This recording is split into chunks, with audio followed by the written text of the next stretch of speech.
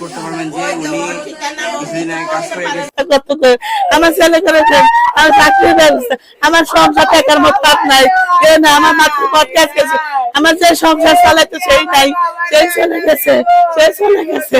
আমার আঙ্কেল হইলো না, আমার আঙ্কেল হইলো না, আমার ইব্রাহিমের পরিবারে ওই ছিল একমাত্র উপার্জনক্ষম লোক।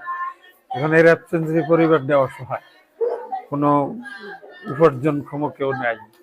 যেই জন্য যেহেতু সে এখন নাই, তার পরিবারকে দেখাশোনার জন্য যদি যেই কোম্পানিতে কাজ করছে সেই কোম্পানি প্লাস যদি সরকার ওনাকে একটু দেখে তাহলে পরিবারটা উপকৃত হবে।